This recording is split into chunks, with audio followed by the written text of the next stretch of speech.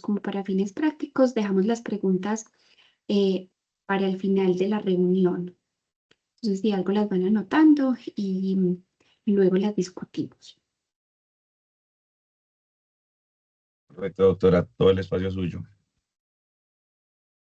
Entonces, me dicen si pueden ver la pantalla. Sí, doctora.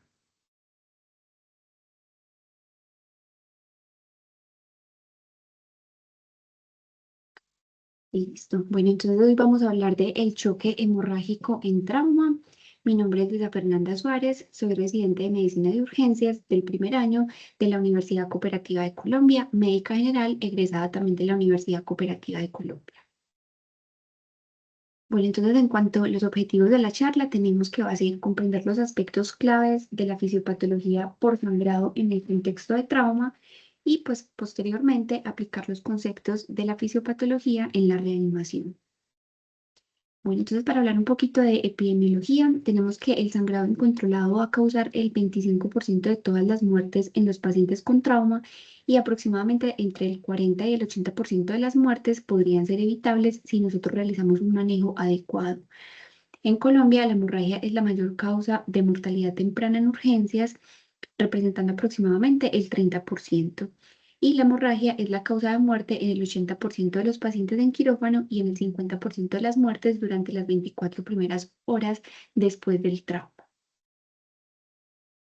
Bueno, entonces para comprender pues como la charla, vamos a hablar como de unas definiciones.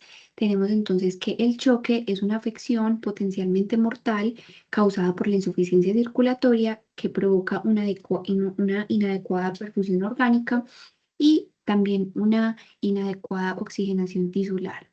Tenemos un estado de hiper o hipocoagulabilidad, que es la alteración en la formación de la coagulación en la sangre, que ya más adelante pues vamos a hablar como más a fondo de esto.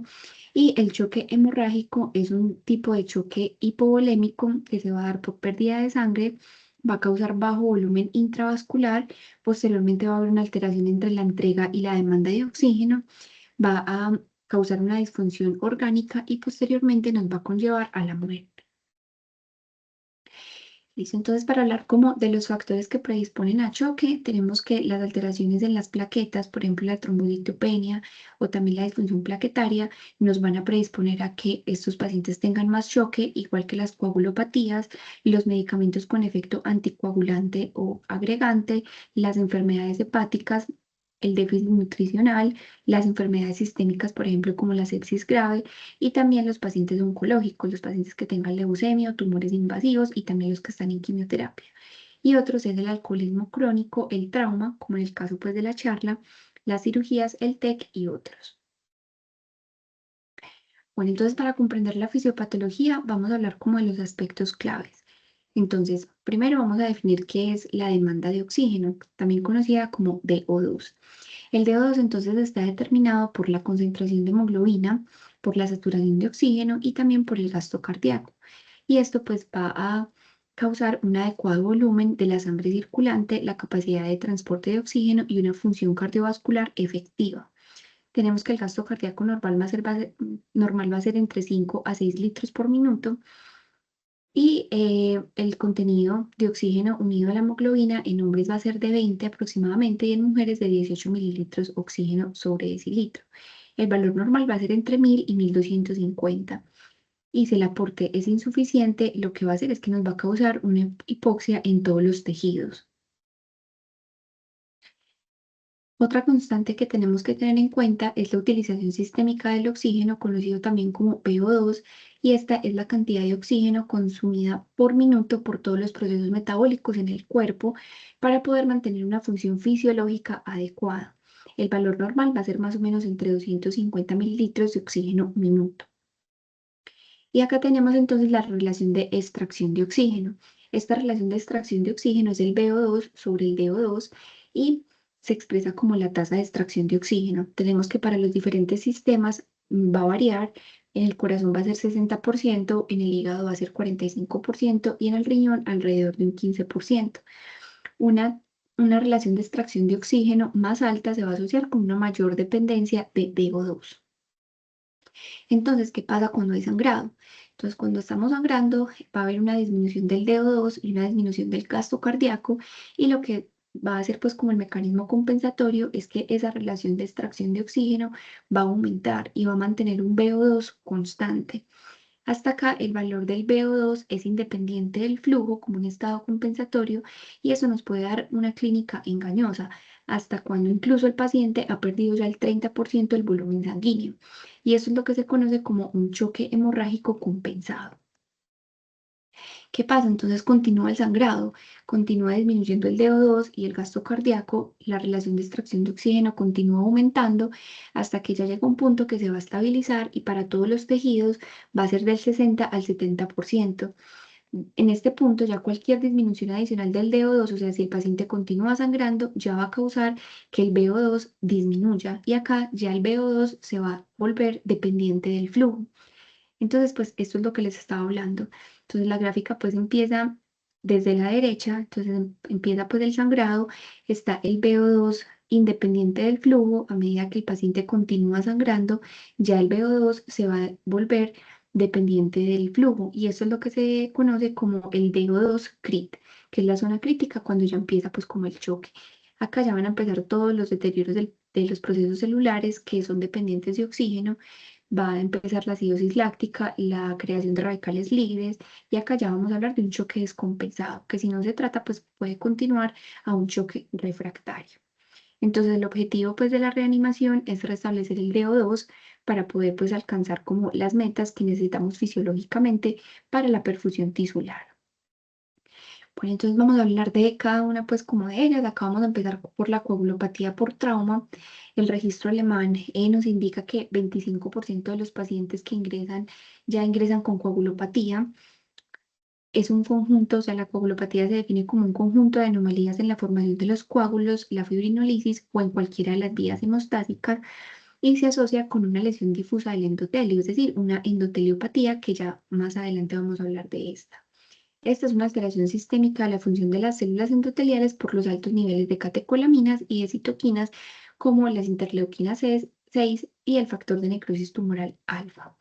Esto pues nos va a conllevar a un aumento de la necesidad de transfusión masivas y tempranas, a una insuficiencia orgánica y también a mayor mortalidad. Entonces vamos a hablar como del factor tisular. Este factor tisular es una proteína transmembranal expresada en el subendotelio y es clave para que se inicie el proceso de la coagulación. Entonces en el lado derecho pues vemos como la gráfica del proceso de coagulación, y esta está presente en las células adventicias, vascular, en los fibroblastos, en las células epiteliales, pero este no circula normalmente en sangre, solo cuando tenemos un sangrado. Y este actúa como un receptor de superficie celular para el factor 7A. Este pues se une y activa la cascada de coagulación. Entonces, ¿qué pasa con el factor tisular cuando hay sangrado? Entonces, al inicio del sangrado vamos a estar pues como en un estado de hipercoagulabilidad temprana, y posteriormente vamos a tener una hipocoagulabilidad tardía por consumo. Entonces, al inicio del sangrado lo que va a hacer es que pues el factor tisular va a empezar a circular en la sangre, y pues va a activar, o sea, va a ser activado por las interleuquinas del factor tumoral alfa. Y posteriormente esta activación nos va a ayudar a la formación de trombina y de fibrina. Entonces este estado va a ser un estado de hipercoagulabilidad que nos va a ayudar a controlar el sangrado en la fase inicial. Posteriormente, si el sangrado continúa, va a haber un consumo excesivo de plaquetas y de factores. Esto va a ser pues inducido por la persistencia del daño. Va a haber un agotamiento de factores, aumento de la fibrinolisis, más una disfunción endotelial, lo que nos va a causar un estado de hipocoagulabilidad sistémica o también coagulopatía por consumo. Otro papel muy importante es el del glucocálix. El glucocálix es una capa rica en sindecan, ácido hialurónico y heparansulfato, y este es el que contribuye con la permeabilidad para mantener pues como la homeostasis en el cuerpo. Entonces el desprendimiento de esto va a eliminar todas las funciones homeostáticas y va a liberar los proteoglicanos, que se unen y activan otras proteínas anticoagulantes endógenas. Es decir, cuando se daña el glucocálix, estas proteínas como el heparansulfato también van a empezar a circular, y eso también va a causar un fenómeno de autoheparinización. Bueno, entonces la proteína C y S en condiciones normales sirven como anticoagulantes y lo que hacen es que bloquean el factor 5 y el factor 7 y pues se termina la generación de trombina. La proteína C en fibrinolisis entonces lo que hace es que va a bloquear el PAI, que es el principal inhibidor del sistema fibrinolítico, y pues este no va a bloquear el plasminógeno tisular, por lo que va a promover la lisis del coágulo. También va a haber una activación de TAFI, que es el inhibidor de la fibrinolisis activable por trombina, lo que va a hacer que va a promover también la lisis del coágulo. Entonces es como un resumen de lo que les estaba pues como explicando. Entonces está un estado de hipoperfusión e hipoxia, va a haber un aumento de catecolaminas y también un aumento del estrés oxidativo, lo que nos va a conllevar al daño en el endotelio y al glucocálix. El glucocálix va a liberar como sus componentes, entre ellos está el heparansulfato, y va a causar un fenómeno de autoheparinización. Y posteriormente, el daño en el endotelio va a conllevar a la liberación de la trombomodulina, que nos va a activar la proteína C. Bueno, entonces acá está otro de los componentes muy importantes, que es la hipofibrinogenemia. Ya sabemos que el fibrinógeno es el sustrato principal de la cascada de coagulación. Este contribuye a la agregación plaquetaria al unirse al receptor de la membrana, y este es el primer componente de la coagulación que va a caer como en niveles críticos. Se ha demostrado que un nivel por debajo de 230 se asocia con más mortalidad, ya que pues también es un factor determinante en la insuficiencia orgánica temprana. Y vamos a ver que este estado está presente en el 40% de los pacientes que tienen traumatismo. Bueno, otro papel importante es el del calcio. Vemos que el calcio va a ayudar como cofactor en varias etapas de la cascada de coagulación, activando los factores 2, 7, 9 y 10, y esto nos va a ayudar en la formación y la estabilización de fibrina.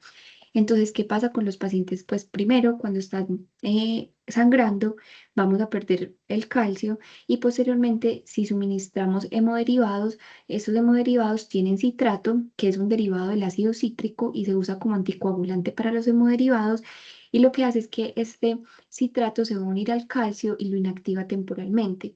Además, también está el ETA, que es el quelante de calcio, y también se encuentra en las unidades de plaquetas. Entonces, estamos perdiendo sangre por el sangrado, y también cuando transfundimos al paciente por los componentes de los hemoderivados vamos a seguir perdiendo calcio.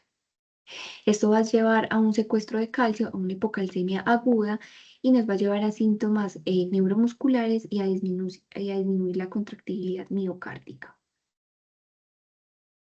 Bueno, entonces este es un estudio, bueno, son dos estudios. El primero entonces es un análisis de corte retrospectivo que se hizo en el Reino Unido entre el 2013 y el 2014, y lo que midieron era en 55 pacientes con trauma, midieron el calcio en los gases venosos antes y después de la transfusión.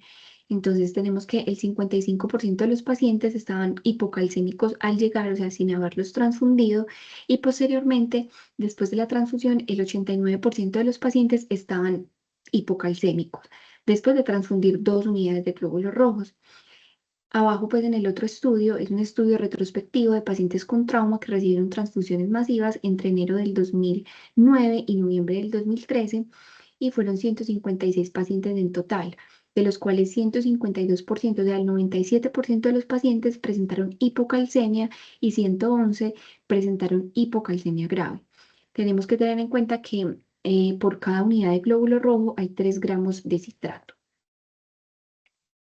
Bueno, entonces acá vamos a hablar un poco, antes de conocida como la triada de la muerte, ya ahora se habla entonces de diamante de la muerte, y pues acá ya incluimos el calcio. Entonces los niveles de calcio se dan por la pérdida y también por la transfusión masiva, lo que va a conllevar a la coagulopatía, porque como vimos el calcio va a ser un cofactor para la cascada de coagulación.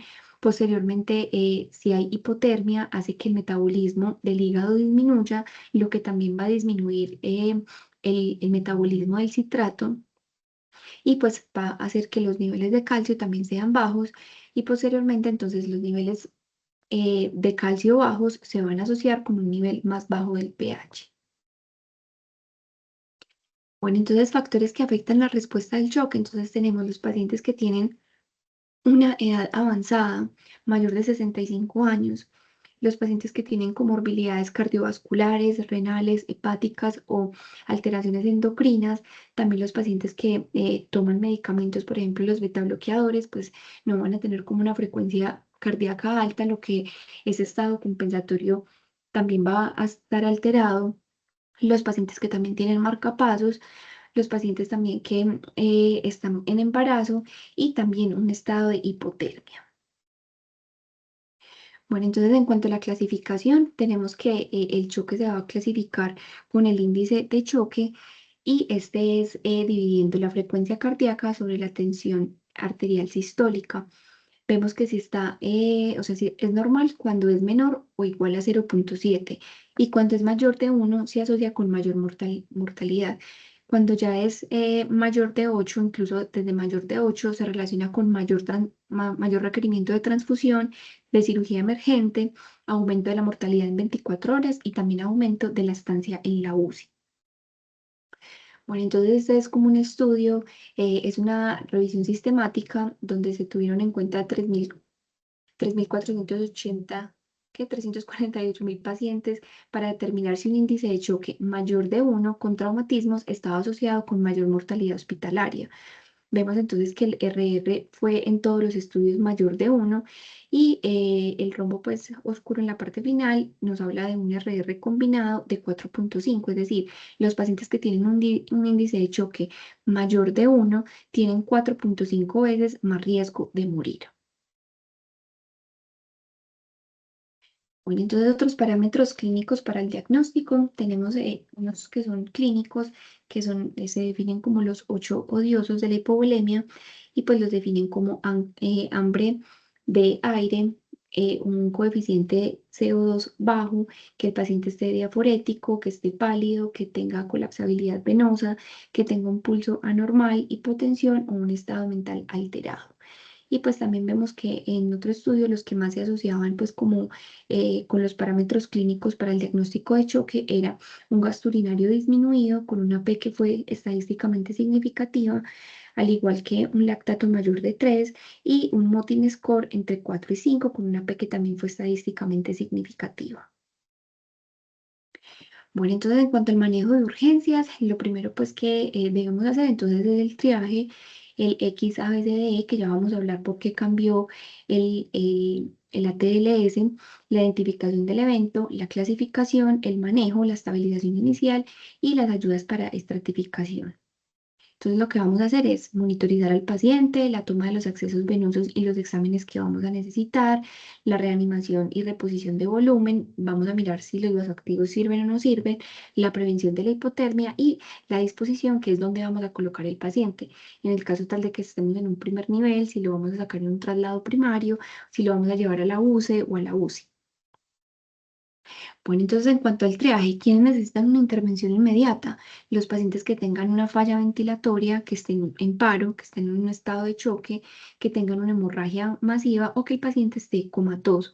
Y triaje 2, entonces los pacientes que también tengan una alteración de conciencia, un trauma de alta energía, las lesiones penetrantes y las poblaciones de alto riesgo, como los pacientes que son las pacientes embarazadas, los niños y los adultos mayores. Bueno, entonces lo primero que vamos a hacer es el control de la hemorragia, que este es pues como uno de los cambios grandes que se hizo para este año. Y vamos a controlar la hemorragia haciendo presión directa, taponamiento de la herida o aplicación del torniquete. Entonces, la indicación de aplicación del torniquete son las heridas en extremidades con sangrados abundantes y de vasos grandes con múltiples sitios de sangrado, es decir, pues en extremidades destrozadas.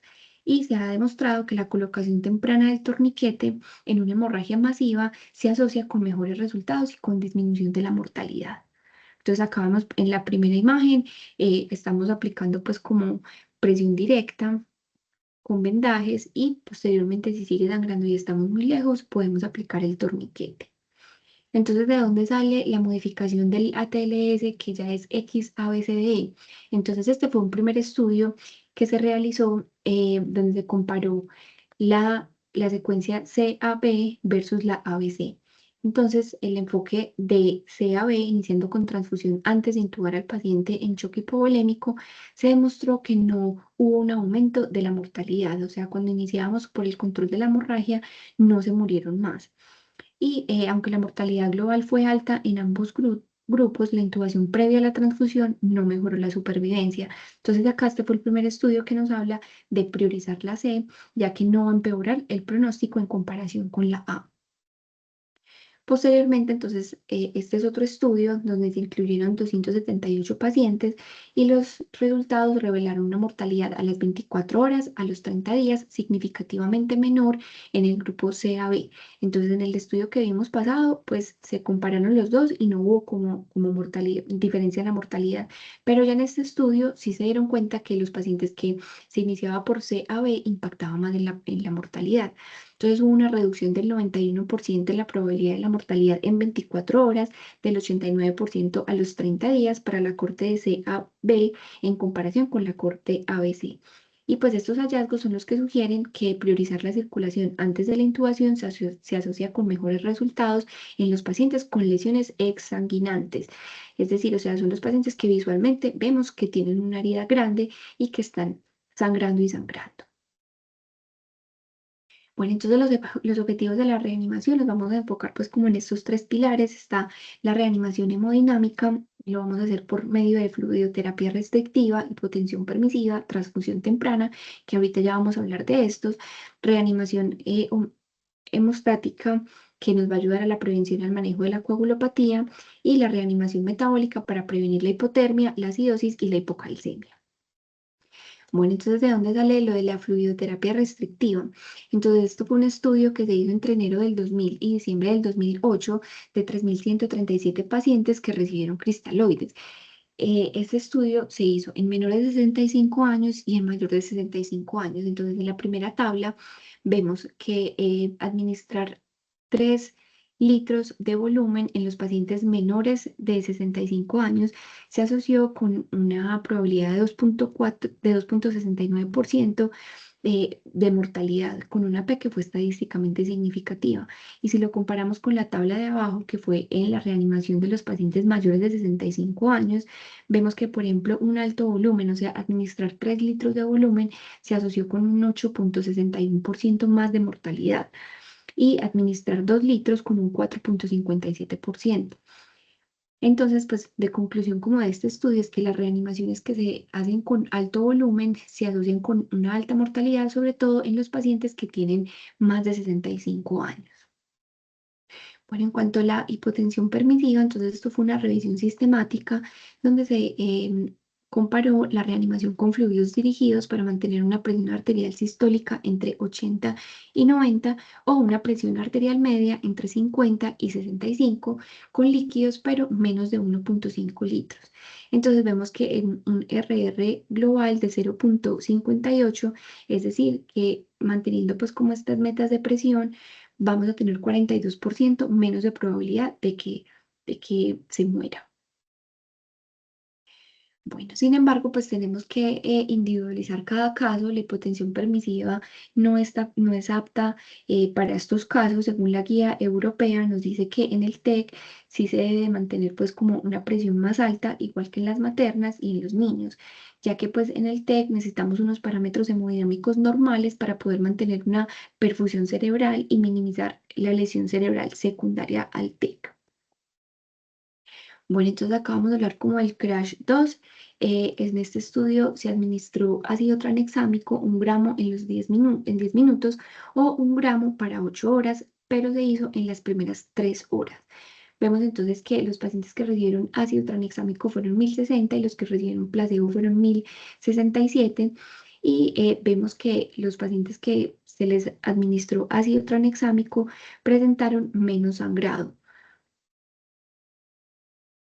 Este RR fue de 0.85%, es decir, que se demostró que a los pacientes que se les administraba ácido tranexámico en las primeras 3 horas del traumatismo, reducía 15% menos pues, de mortalidad.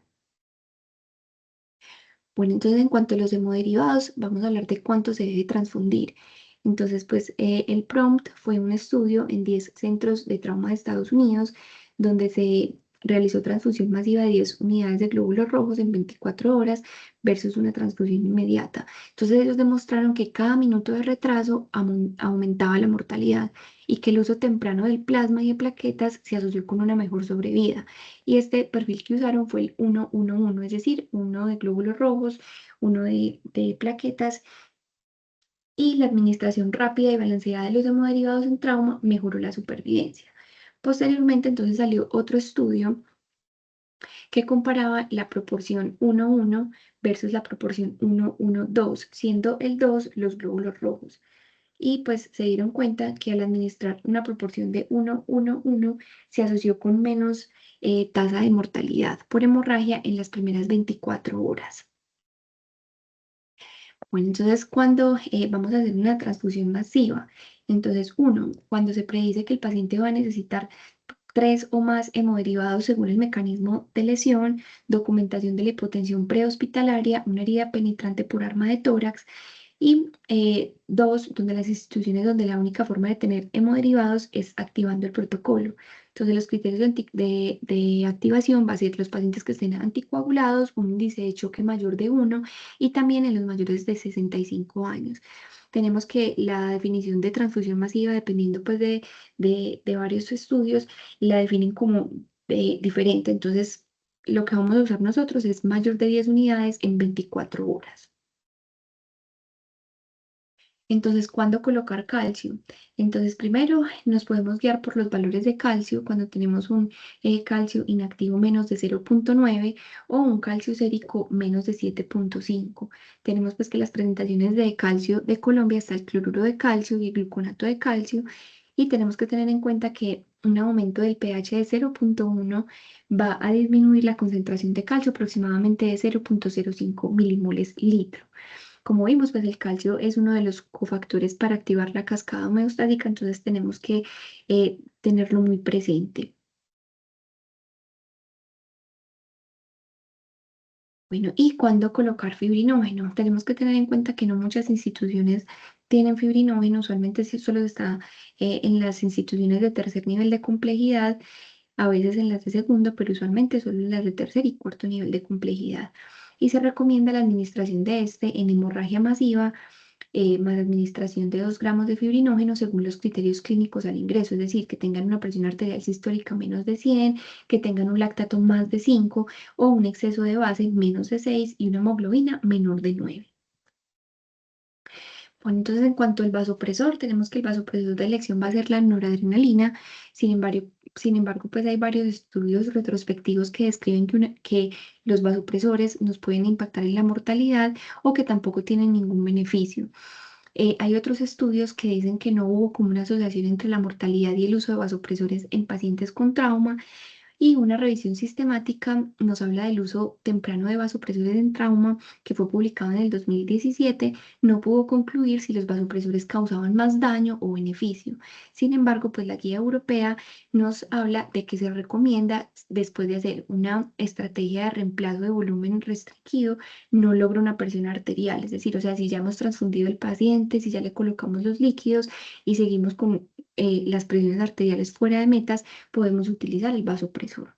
Pero antes de esto no se ha demostrado que cause ningún beneficio, y otros estudios hablan de que incluso puede causar pues como más daño. Bueno, entonces, ¿qué estudios vamos a solicitar en urgencias? Entonces, bueno, primero, si tenemos la disponibilidad y podemos hacerlo, vamos a hacer el FAST y el IFAST. Esto pues es por medio de ecografía. Tenemos que el IFAST va a ser extendido y explora adicionalmente el pericardio, la pleura, y nos va a ayudar a identificar el neumotórax con una sensibilidad del 69% y una especificidad del 99%. También para derrame pericárdico con una sensibilidad del 91% y una especificidad del 94%. Esto lo que nos va a ayudar es mirar si el paciente tiene hemoperitoneo, si tiene también lesión de órganos o también si tiene lesión gastrointestinal. Bueno, entonces en cuanto a los criterios para realizar una tomografía, tenemos entonces los criterios de alto riesgo, que son cuando se habla de un mecanismo de lesión de alto riesgo, es decir, un accidente de tránsito con muerte de otro pasajero, un accidente de tránsito con eyección del del que está pues manejando, un peatón, un ciclista, un motociclista atropellado por un vehículo y una caída mayor de 2 metros de más de, de más de 2 metros pues de altura. Estos pacientes les ha indicado realizar una tomografía completa. Y ya los criterios B son unos criterios que son anatómicos y es una lesión visible de más de 2 regiones corporales, signos duros de lesión vascular o signos duros de lesión medular. Y ya en cuanto a los criterios C, que son los fisiológicos, está entonces un paciente que tenga un Glasgow menor de 2, un paciente que tenga una presión menor de 90, la frecuencia respiratoria menor de 10 o mayor de 30 por minuto, una frecuencia cardíaca de más de 120, edad mayor de 65 años y los pacientes que estén anticoagulados. Entonces, si un paciente cumple con al menos uno de los criterios A, B o C, se recomienda realizar una tomografía corporal total. Bueno, entonces, ¿qué para clínicos vamos a solicitar? El hemograma, los iones, el lactato, los gases arteriales, el TP, el TTP, el fibrinógeno y la función renal. Tenemos que tener en cuenta que muchos de estos paraclínicos no van a estar presentes ni disponibles en los primeros niveles de atención. Por ejemplo, en los primeros niveles no vamos a tener lactato, tampoco gases arteriales, mucho menos fibrinógeno y tampoco pues tiempos. Usualmente tenemos es hemograma, iones y la función renal. Bueno, en cuanto a la radiografía, nos va a ayudar para ver si el paciente tiene un neumotórax con una sensibilidad del 80%, una especificidad del 100%, y tiene una poca sensibilidad en el neumomediastino. En las lesiones de columna cervical tiene una sensibilidad baja del 52% y es muy buena para detectar pues como las lesiones en la pelvis y para mirar pues si necesita otras intervenciones adicionales en la pelvis. Entonces, ¿cuáles son las guías según la guía europea? Entonces, mantener una temperatura mayor de 35, un pH de 7.25, mayor de 7.25, una base de exceso mayor de -5, un lactato menor de 4, hemoglobina entre 7 y 8 y plaquetas más de 50.000, pero en TEC son 150.000. Entonces, para esto, pues lo que vamos a hacer es hipotensión permisiva para mantener la presión, la transfusión masiva según los criterios que vimos, administrar el ácido tranexámico siempre y cuando sea menor de 3 horas, líquidos, pero ya vimos que van a ser restrictivos, vasopresor si ya hemos reanimado y tenemos aún un choque refractario y garantizar que el paciente esté con normocalcemia. Bueno, entonces en cuanto a las conclusiones, tenemos que es necesario entender la fisiopatología para poder realizar una reanimación adecuada, enfocada en disminuir las consecuencias más graves en los pacientes con un choque hemorrágico. Tenemos que el reconocimiento y el manejo oportuno va a impactar en el desenlace del paciente y tenemos que recordar los principios de reanimación de control de daños. Listo, muchas gracias. Y ahora sí, si quieren, podemos dar como espacio a las preguntas, si tienen alguna duda. Si alguien tiene alguna pregunta, puede alzar la mano y activar el micrófono o dejar la pregunta en el chat. Bueno, Doc, muchas gracias por la charla, pues sumamente interesante y tener como la practicidad de poder manejar un choque hemorrágico en urgencias cuando nos llegue así como de repente tener como un esquema mental, así como lo decías muy bien en la charla. Muchas gracias. Entonces vamos a ver el espacio para las preguntas.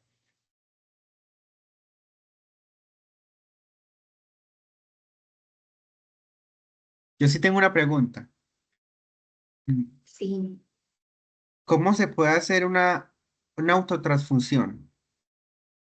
Bueno, mira, pues la autotransfusión se ha hablado mucho y eso usualmente no tiene, o sea, de que se puede hacer, se puede hacer. Sin embargo, eso necesita unos filtros especiales, porque si tú ves no sé, o sea, la sangre en el momento, se va a empezar a coagular. Entonces se ha demostrado que la autotransfusión puede empeorar porque estás transfundiendo también coágulos. No tienes pues como una forma de tener el filtro para poder dejar como esos coágulos ahí. Entonces está, pues en la literatura ya eso no se recomienda. Eso solo estaba como muy estudiado, sobre todo como en las guerras y ya después de eso pues como que trataron de extrapolarlo ya como a entornos clínicos y se demostró que incluso puede ser peor, o sea, le puedes causar más daño al paciente porque no tienes como el filtro especial para contener los coágulos. Y si le estás colocando, o sea, si le colocas, por ejemplo, un anticoagulante, entonces va a empeorar, pues porque si el paciente está sangrando, pues lo estás anticoagulando, entonces va a ser peor. Doc, por acá aparece otra pregunta. Pregunta Leonardo Espina Arce. ¿Qué recomendación? Primero felicita pues como por la charla. Luego dice, ¿qué recomendaciones se deben tener en cuenta al respecto de la administración del ácido tranexámico? Bueno, la recomendación es que el ácido tranexámico ha demostrado ser muy bueno y impactar pues como en la mortalidad. Vimos que mejora pues del 15% de mortalidad. Sin embargo, el estudio solo se hizo en las 3 primeras horas. Entonces, el paciente ya lleva más de 4 horas, más de 5 horas después del trauma, no va a funcionar. De hecho, también se evaluó como el desenlace, o sea, se comparó el ácido tranexámico con el placebo después de las 3 horas y se demostró que ahí no hubo ninguna diferencia. O sea, el ácido tranexámico es para administrarlo si estamos dentro de las primeras 3 horas. Si estamos después de ese rango de tiempo, ya no va a tener ningún efecto y a comparación del placebo no te va a mejorar pues como en desenlaces. Entonces la recomendación es administrarlo en las primeras 3 horas. Esa es como la principal recomendación. Doc, pero entonces con respecto a eso, o sea, se decía que era 1 gramo pues como de inmediato y luego una infusión durante las próximas 8 horas del siguiente gramo. Se administra ya todo de una, pues, o el gramo en las primeras 3 horas, o cómo es la... O sea, se compararon como los dos grupos, a uno que se le aplicó 1 gramo inmediatamente y a otros que se les aplicó 1 gramo cada 8 horas. Y en esos dos grupos no hubo diferencia. O sea, va a ser lo mismo si le administras 1 gramo inmediatamente, así si lo administras 1 gramo cada 8 horas. Eso fue como el mensaje del estudio y como los grupos. Entonces, pues como recomendación es mucho más fácil administrarlo 1 gramo completo de entrada a estar pues como pendiente pues de los otros. Perfecto, mil gracias, Doc. Bueno, ¿tienen alguna otra pregunta?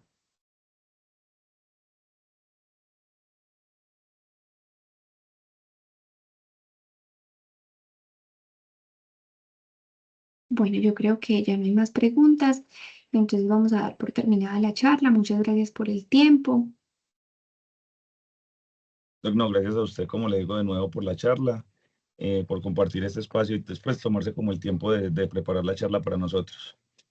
Claro que sí, que estén muy bien y cualquier duda igual nos cuentan. Listo, Doc, muchas gracias, Muchas muchas gracias, gracias a doctora, que todos esté los muy bien. asistentes. Hasta Chao. luego.